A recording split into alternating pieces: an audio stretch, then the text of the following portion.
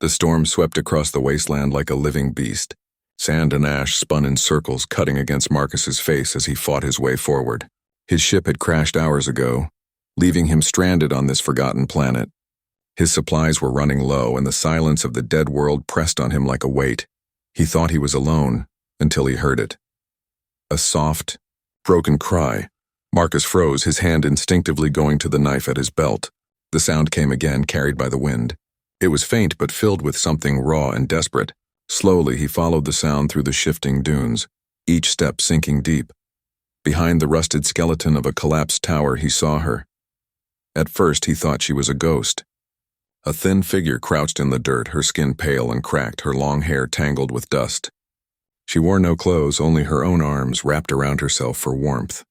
Her body trembled violently, each breath shallow. Marcus's chest tightened. She wasn't a ghost. She was alive, barely. Her silver eyes lifted to meet his, wide with fear. She tried to speak, but only a whisper came. "Help!" Marcus crouched slowly, not wanting to startle her. He shrugged off his torn jacket and draped it over her shoulders. She flinched at first, but when the warmth touched her, she pulled it tight against her body. "You're freezing," Marcus muttered. He reached for his canteen and held it out. She stared at it suspiciously, then drank greedily, water spilling down her chin. When she finished, her voice shook. Why help me?" Marcus studied her. Her body was covered in scars, thin lines etched deep across her arms and back. This girl had known pain, too much of it. He answered simply, "Because you're alive." "That's reason enough." She lowered her gaze, her silver eyes shimmering with tears. No one else thought so. They stayed hidden in the wreckage while the storm howled above. Marcus gave her a ration bar, watching as she nibbled it with trembling hands. Every bite seemed to revive her just a little. When the winds calmed, he asked gently, "What's your name?" Her lips trembled before she whispered, "Lyra." Marcus repeated it softly. "Lyra, I'm Marcus." Her silver eyes flicked to his face, studying him as if trying to decide if his kindness was real. "You shouldn't have found me," she said finally. Marcus frowned. "Why?" Her answer was a whisper that chilled his blood. "Because now, they'll come for you too." That night, Marcus built a small fire from scraps of broken wood. Lyra sat beside it, Marcus's jacket wrapped tight around her frail body. The flames flickered across her face, casting shadows over her scars. Marcus wanted to ask who had hurt her, but he stayed quiet. He knew the look in her eyes. She had carried her pain too long for questions to make it lighter. Instead, he said, "You'll be safe with me." Her head turned slowly, her silver eyes shining in the firelight. She gave a bitter, fragile smile. "No one is safe around me." "Not anymore." Marcus leaned back against the tower wall, gripping his knife. He didn't know what enemies she meant, but the way she said it told him the truth. This girl carried a story of suffering far deeper than her scars showed. And somehow, by giving her his jacket, his food, and his water, he had stepped into that story. As Lyra closed her eyes, drifting into uneasy sleep, Marcus stared at the fire. He knew he should focus on surviving, on repairing his ship, but his thoughts kept circling back to her, a girl with nothing, no clothes, no hope, no reason to keep living. And yet she was still alive, still breathing. He didn't know why fate had put her in his path. But one thing was certain, Marcus had found her, and he wasn't going to leave her behind. What he didn't know was that Lyra's tragic story would soon become his fight, and the galaxy would never be the same. The storm had passed, but the wasteland was no safer in silence. The night air was thin and cold, and the stars above burned like cruel watchers. Marcus led the way across the dunes, his hand gripping the small lamp he had salvaged from his wrecked ship. Behind him, Lyra walked slowly, wrapped in his jacket. She was weak. Every few steps, her knees buckled, and Marcus had to steady her with a firm grip. She never complained, never asked to rest. She only kept moving, as though something worse than exhaustion followed her in the dark. Finally, Marcus said, "We'll rest inside those rocks." "Come on." They settled near a cluster of jagged stone, the shadows hiding their fire. Marcus cooked a thin soup from the last of his rations.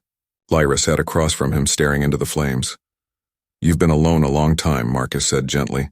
Her silver eyes flicked to his face, then back to the fire. She nodded once. "What happened to you?" For a long moment she was silent. Then her voice came soft and heavy. "They took everything. My family, my clothes, my name. She touched the jacket wrapped around her. Even this feels like something stolen. Marcus leaned forward. Who did this? Her lips trembled. The Syndicate. The name sent a chill through Marcus. He had heard the stories. Pirates turned slavers, an empire of cruelty spreading like rot across the stars. To cross the Syndicate was to invite death. You escaped them? He asked carefully. Lyra shook her head, tears glistening in her eyes. No, they let me go. They said, I was too broken to sell. Her voice cracked. So they left me here to die. Marcus's fists clenched. He had seen greed, cruelty, and war in his time, but to hear it laid out so plainly, discarding a life as worthless, twisted his stomach with rage. You're not broken, Marcus said firmly. Her eyes lifted to his, doubtful, searching. Then why did they throw me away? Marcus didn't answer. Instead, he reached into his pocket and pulled out the last piece of dried fruit he had. He placed it in her hand, because they were wrong. They moved again the next morning, following the jagged ridges toward where Marcus's ship lay broken. He knew there was no fixing it with what he had on hand, but inside were tools, weapons, and supplies they needed. As they walked, Lyra's voice broke the silence. Why do you help me? Marcus shrugged. Why not? Her gaze lingered on him. Most would leave me.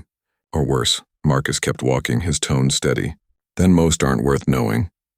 She didn't reply, but her steps grew a little stronger. When they reached the ship, Marcus went straight to work. Panels were torn off, wires sparking. The hull dented from the crash. He cursed under his breath, tossing aside broken pieces. Lyra wandered inside, her silver eyes scanning the small cabin. She paused at a faded photo pinned to the wall. A younger Marcus with a crew of laughing men and women. You had a family, she said softly. Marcus looked up, his jaw tightened. I had a crew. Her gaze lingered on the smiles in the photo. Where are they now? Marcus's face darkened. Gone. Syndicate raid. The silence stretched heavy between them. Two lives shattered by the same enemy, now bound together by chance. That night, Marcus shared his blanket with her in the cold cabin. Lyra curled close, her breathing uneven. In the quiet, she whispered, When they chained me, I stopped hoping. I told myself I was already dead. But when you gave me water, when you gave me your jacket, it felt like I was alive again. Why? Marcus stared into the darkness, his voice low. Because you are alive, and that's enough for me. Her silver eyes shimmered in the faint light. She wanted to believe him. She wanted to trust. But years of pain weighed heavy on her heart. Still, for the first time, she closed her eyes without fear. Far beyond the wasteland, Syndicate hunters gathered in a dark hall. One slammed his fist on the table. The girl survived. She was seen near the crash site. Another snarled. She was worthless. How is she still alive? The leader's voice was cold and cruel. It doesn't matter. If she breathes, she remains a threat. Find her, and kill anyone who stands with her. The hunters prepared their ships, and far away beneath the stars, Marcus and Lyra had no idea the storm that was about to come for them both. The next morning was eerily quiet. The air was sharp and dry, the kind of stillness that pressed against Marcus's ears and made his instincts prickle. He worked quickly, salvaging what he could from the wrecked ship. A few tools. Some rations. A pulse pistol with only 3 shots left. Lyra stayed close, her silver eyes scanning the horizon. She hadn't spoken much since last night, but Marcus noticed her shoulders were tense, her every step cautious. Something's wrong, she whispered. Marcus looked up from the wiring he was stripping. You feel it too? She nodded. They're coming. It happened at dusk. The first Syndicate hunter appeared on the ridge, a tall, armored figure with a reptilian face and glowing spear. His guttural cry echoed across the sand. More shapes rose behind him, shadows against the dying sun. A hunting party, 6 in total. Lyra's breath hitched, panic flooding her eyes. She grabbed Marcus's arm, trembling. It's them. Marcus shoved a tool bag into her hands. Then we move. They ran from the wreck, kicking up sand. The hunters shouted, their boots pounding as they gave chase. Bolts of energy streaked past, exploding against the rocks. The air filled with the hiss and crack of Syndicate weapons. Marcus dragged Lyra behind a crumbling wall of stone. He raised the pistol, firing a shot. One hunter dropped, armor smoking. 2 shots left, Marcus. Lyra whispered, her voice breaking. We can't outrun them. Marcus grit his teeth. We don't need to outrun them. We just need to survive long enough to slip away. We just need to survive long enough to slip away. The hunters closed in, spreading out in a half circle. Their leader snarled, his voice cutting through the chaos. The broken one lives, and the human defends her. Kill him. Take her back. Lyra shrank against the wall, her body shaking. Marcus grabbed her shoulders, forcing her to meet his eyes. Listen to me. You're not broken. You hear me? You are not broken. You fight. Her lips trembled. I can't. You can, Marcus said firmly. He pressed the tool bag into her hands. Use whatever you find. Make them pay for every step. For a moment, fear held her still. Then something shifted in her silver eyes. Not courage, not yet, but the smallest spark of defiance. The hunters charged. Marcus fired his second shot, striking one through the chest. The pistol hissed, one shot left. He swung a wrench from the bag, smashing it into another hunter's jaw. The alien roared, blood sprang across the sand. Lyra moved too. She hurled a broken piece of pipe, striking one hunter's faceplate. The alien staggered, buying them seconds. Her hands trembled, but she kept moving, grabbing rocks, throwing anything she could find. The leader bore down on them, his spear glowing bright. Marcus raised the pistol, fired, click. Empty. The hunter grinned, lifting his spear high, then Lyra screamed. It wasn't a cry of fear. It was something deeper, rawer. Her silver eyes blazed with light, and for the first time Marcus saw it. Her hidden power. A pulse of silver energy exploded from her body, rippling outward. The leader was hurled back, his armor sparking. Two other hunters stumbled, clutching their heads in agony. Lyra collapsed to her knees, gasping. The glow faded as quickly as it came. She looked at her trembling hands, horrified. Marcus grabbed her, pulling her up. Don't stop. You just saved us, but the leader rose again, snarling. So the flame still burns in you. Good. That means you're still worth breaking. Marcus pulled Lyra close, whispering fiercely. We have to go now. Together they sprinted toward the canyon. The hunters regrouped, roaring in pursuit. Blaster fire seared the walls around them, sparks flying. They stumbled into the canyon's shadows, scrambling over rocks and broken stone. Marcus kept one arm around Lyra, his other hand gripping the useless pistol like a club. Behind them, the hunters' voices echoed. Run, little flame, run, we will find you. At last, the sounds of pursuit faded. Marcus and Lyra collapsed behind a boulder, their chests heaving. Marcus's hands were scraped raw, his body aching. Lyra curled into herself, clutching his jacket tight, her silver eyes wide with fear. They won't stop, she whispered. They'll keep hunting, until I'm gone. Marcus looked at her, his voice steady. Then we don't let them. We fight back, together. She shook her head weakly.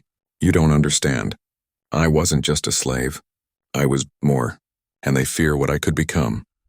Marcus studied her glowing eyes in the dark. His voice was quiet but firm. Then let's make them fear for the right reasons. For the first time, Lyra didn't look away. She held his gaze, the spark in her eyes flickering stronger. Maybe she wasn't broken after all. Maybe she was the beginning of something bigger. Far away, aboard a syndicate warship, the hunter's failure was reported. A hologram of the alien lord flickered, his voice low and cold. She lives, and she fights. The lord's eyes narrowed. Then burn every world she touches, and bring me her corpse. The canyon stretched for miles, its walls jagged and sharp, casting long shadows under the pale moon. Marcus guided Lyra through the twisting paths, his ears straining for any sound of pursuit. The hunters' voices had faded, but he knew better than to believe they were gone. The syndicate did not give up. Lyra stumbled often, her body frail, her breaths ragged. Marcus slowed his pace, supporting her with one arm. She leaned against him, clutching his jacket tightly. You used something back there, Marcus said finally, his voice low. That light. It threw them back like nothing I've ever seen. Lyra shook her head quickly, fear flashing in her silver eyes. I didn't mean to, it just happened, Marcus frowned. That wasn't nothing, Lyra. Whatever it was, it saved our lives. Her lips trembled. It's a curse. That's what they called it. They chained me, beat me, tried to force it out of me. But it only comes when I'm terrified. I can't control it, Marcus stopped, turning her to face him. A curse? No, that was power. And if they're so afraid of it, maybe it's the only thing they can't control. She looked away, her body trembling.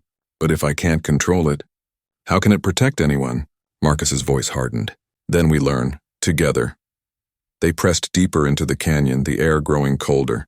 Marcus found a small cave tucked into the rocks, and they settled inside for the night. He built a small fire while Lyra sat near the flames, her knees drawn to her chest. After a long silence, Marcus asked softly, "What were you before they took you?"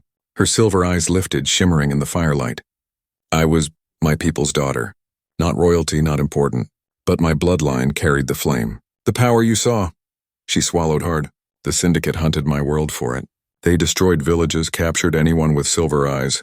My family, they died trying to hide me." Marcus's chest tightened. "And you've been running ever since?" Her lips trembled as she nodded. "Running until I couldn't anymore. They said I was broken, useless. That's why they left me in the wasteland." Her voice cracked. "They were supposed to kill me, but they laughed instead. Said even death was too much of a gift." Marcus's jaw clenched, rage burning in his chest. He had seen cruelty before, but never so casual, so deliberate. He wanted to put a blade through every Syndicate throat. "You're not useless," he said firmly. "You're alive. That's proof enough they failed." Her eyes shimmered with tears. For a long moment she stared at him, as though weighing his words against years of pain. Finally she whispered, "Why do you care so much?" "I'm nothing to you." Marcus leaned back, staring into the fire. "Because I know what it's like to lose everything. And I promised myself if I ever had the chance to stop someone else from feeling that same emptiness, I'd take it. No matter what it cost me." Lyra's throat tightened. She curled closer to the fire, but the weight on her chest felt lighter than before. At dawn they moved again, following the canyon out to the open plains. From a ridge, Marcus spotted distant smoke curling into the sky. Not natural. Too black, too heavy. Lyra stiffened. Syndicate. They crept closer, staying low. Below, in a small settlement, Syndicate troops moved through the streets. Fires burned in homes. Slaves were chained and dragged to waiting transports. Lyra's breath hitched, her body trembling. "They're here because of me. They're burning anyone who might have seen us." Marcus's fists clenched. "We can't fight an entire squad." Tears filled her eyes as she watched the families dragged away. "This is my curse. Wherever I go, they destroy everything." Marcus turned to her, gripping her arms tightly. "No, this isn't your fault. It's theirs. And if you keep running from who you are, they'll never stop." Her silver eyes locked onto his. "But I can't control it." "Then start here. Start now." His voice was fierce, urgent. "I'll cover you." "You use that power, not as a curse, but as a weapon." The decision ripped through her chest. Fear and rage collided inside her as she stared down at the burning village. She remembered the hunters' laughter, the chains, the endless nights of despair.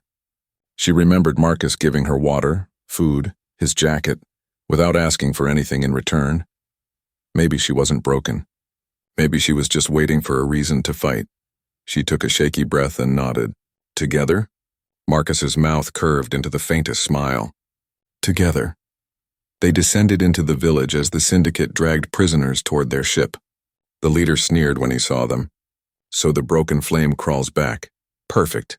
We'll finish what we started." Marcus fired his pistol, dropping one guard instantly. Then he charged forward with a wrench in hand, striking another across the face. Lyra closed her eyes, her body trembling. The silver glow built inside her chest, rising, surging. When she opened her eyes again, light poured from them like fire. She screamed, thrusting her hands forward. A wave of silver energy erupted, slamming into the Syndicate soldiers. Chains shattered, prisoners stumbled free, and transports toppled as sparks flew. The villagers stared in shock as the soldiers fled, dragging their wounded. Marcus looked at Lyra, his chest heaving. "You did it." Her silver eyes glowed faintly, her body shaking from the effort. "No," she whispered. "We did it." Above the battlefield, a lone Syndicate scout ship recorded everything.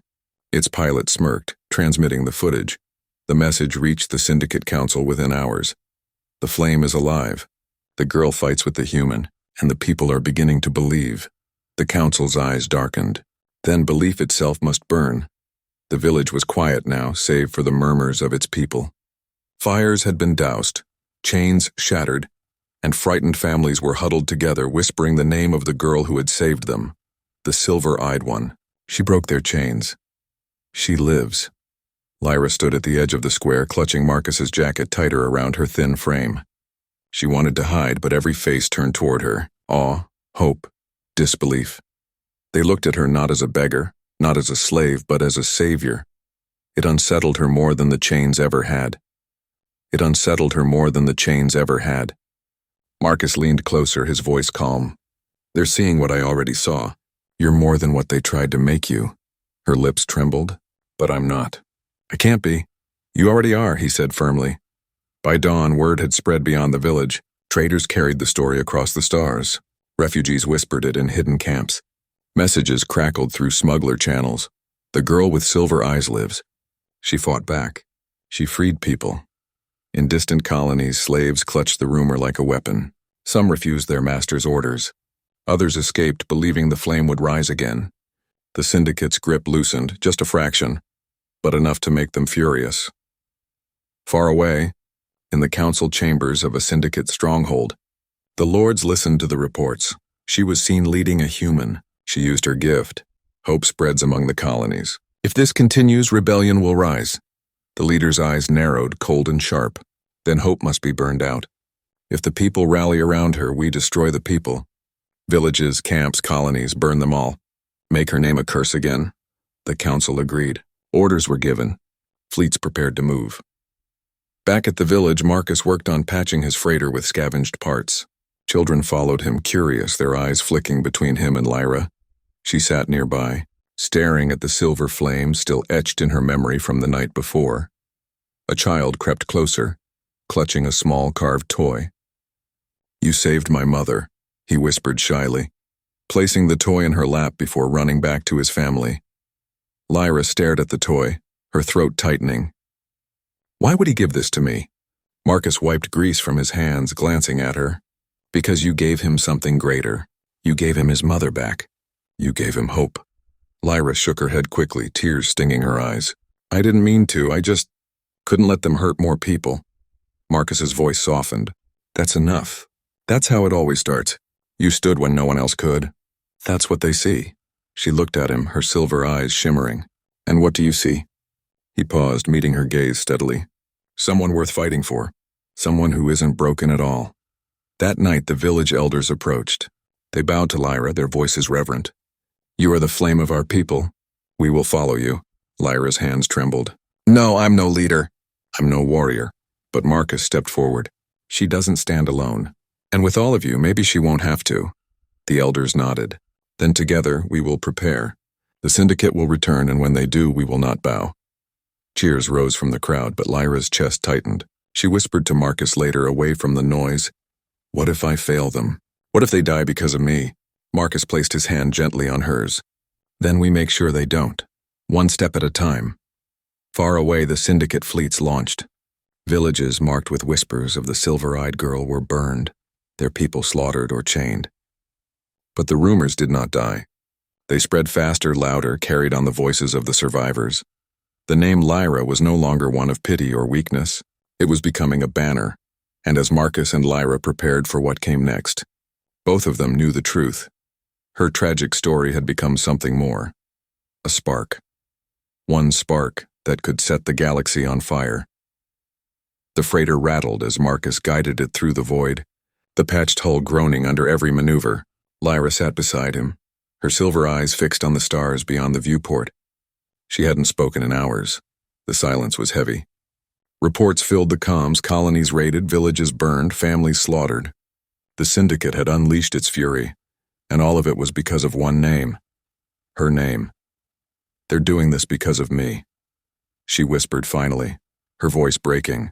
Every fire, every scream, it's my fault. Marcus kept his eyes on the controls. No, it's their fault. They choose what they do. You didn't burn those villages, they did. Her fists clenched around the hem of his jacket. But if I hadn't survived, if I hadn't fought back, Marcus turned, his gaze steady, then no one would have hope. Lyra, listen. They're afraid of you.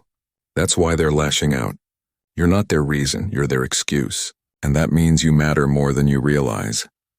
She swallowed hard, but his words only eased her heart a little. They landed at a hidden rebel camp carved into the cliffs of a desert moon. Dozens of refugees gathered to greet them. The moment Lyra stepped from the freighter, voices rose in a chorus. The silver-eyed flame. She came. She will lead us. Lyra froze, overwhelmed by the sheer weight of their belief. She wanted to disappear, to hide back in the shadows. but Marcus's hand steadied her at the small of her back. "Go on," he whispered. She took a hesitant step forward. The refugees watched her every move as if their lives depended on it. Children stared up with wide eyes, clutching their mother's hands. Old men bowed their heads. Lyra's voice trembled. I don't know how to lead. I'm not a warrior. I was chained, broken, left for dead," the crowd murmured, uncertain. Marcus spoke up behind her, his voice strong. "And yet she stands here." "She fought them. She freed a village. She's proof they can be beaten. If that's not a leader, then what is?" The refugees erupted in cheers. Lyra's chest ached. She wanted to argue, to deny it, but deep inside, a small flame flickered. Maybe Marcus was right. That night, she sat alone by the fire. Staring at the silver flames she thought she saw dancing in the embers. Marcus joined her quietly, sitting cross-legged across the fire. "You don't have to be perfect," he said softly. "Leaders never are. They just step forward when no one else can." Lyra's silver eyes shimmered. "What if I lead them to their deaths?" Marcus's jaw tightened. "Then at least they'll fall standing, not crawling. And maybe, just maybe, they'll live free instead." Her throat closed with emotion. For so long she had believed she was cursed, worthless. But now people were looking at her as though she was their last hope. She whispered, almost to herself, "I'm so afraid." Marcus's gaze softened. "Good. That means you'll never forget what's at stake." While Lyra wrestled with her doubts, the Syndicate moved. Entire colonies were marked for destruction. Their fleets descended with fire, broadcasting a single message across the galaxy. "Give us the silver-eyed girl or watch your worlds burn." Villages hid her name. Refugees fled in secret caravans, whispering her story like a prayer. And still the Syndicate burned, but the fire only spread belief faster. Every atrocity carved her legend deeper into the hearts of the oppressed. To the Syndicate, she was a curse. To the people, she was becoming something else. A beacon. Days later, Marcus brought Lyra to a cavern where rebels had gathered from across the sector. Rough pilots, weary miners, escaped slaves. Hundreds filled the space. The moment she entered, silence fell, every head turning. An elder stepped forward, bowing low. "You are the flame they cannot extinguish. We are yours to command." Lyra's heart pounded. She shook her head. "No, I'm no commander. I don't know how to fight fleets or armies." But Marcus leaned close, his voice quiet and firm. "You don't need to know everything. You only need to stand. They'll do the rest." She looked into his eyes, finding no doubt there. Slowly, she turned to face the crowd. Her voice was soft at first. "I was once nothing, chained, starving, waiting to die. They told me I was broken. But I stand here because of one human who refused to believe them." She raised her chin, her voice growing stronger. "If I can stand, then so can you. Together we can burn brighter than their chains, brighter than their cruelty. We can rise." The cavern erupted in cheers. Fists pounded the air. Voices shouted her name. Lyra's chest swelled, not with fear this time, but with something new. Determination. Far away in the Syndicate's war hall, the Lords watched intercepted footage of her speech. The people's cheers echoed through the chamber. "She becomes their symbol." One snarled. "She spreads faster than fire." Another hissed. The leader's eyes burned with cold fury. "Then we bring the fire to her. Assemble the fleet. We end this before her spark becomes a blaze." The war drums of the Syndicate thundered, and Lyra, once discarded as worthless, now stood on the edge of destiny, with the galaxy's hope on her shoulders. The rebel fleet was a patchwork of scavenged freighters, stolen gunboats and old fighters barely held together by bolts and hope. Against the Syndicate armada that now filled the void before them, they looked like children facing giants. Marcus sat at the freighter's controls, jaw tight, eyes steady. Beside him, Lyra stood tall, her silver eyes glowing faintly. Fear twisted in her chest, but she no longer tried to hide it. Fear meant she was alive, and alive she could fight. Across the comms, the Syndicate's cold voice thundered, "Deliver the silver-eyed girl, and we will spare your worlds. Resist and burn with her." The rebels waited silent, their ships drifting like leaves before a storm. Then Lyra's voice rose across the network. "I was once nothing. They chained me, starved me, called me broken. They told me I was worthless. But they were wrong. And today I tell you all, you are not broken either. We fight not because we are strong, but because we refuse to kneel. Today we rise together, Her words cut through the silence like fire through dry wood. Rebel ships roared to life. Pilots shouted her name. Engines flared and the fleet surged forward. The battle had begun. Engines flared and the fleet surged forward. The battle had begun. The Syndicate opened fire first. Walls of energy seared across the void, tearing through the front line of rebel ships. Explosions blossomed like dying stars, but the rebels did not falter. They weaved between the blasts, returning fire with everything they had. Marcus piloted the freighter like a blade, dodging blasts, skimming hulls.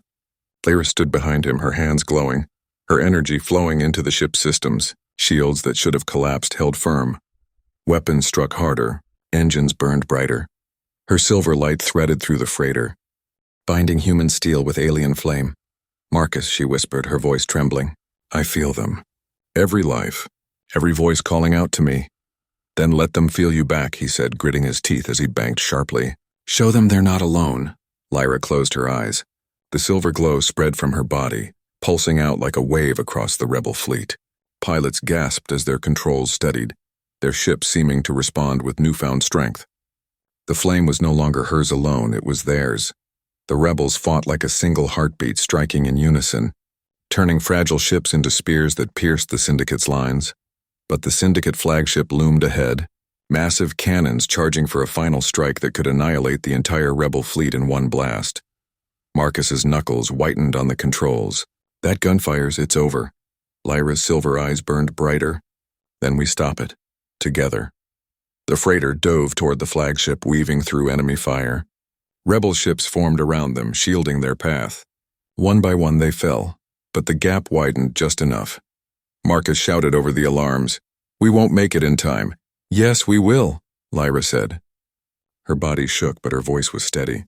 "I was left with nothing once. No clothes, no hope. But I have something now. You. Them.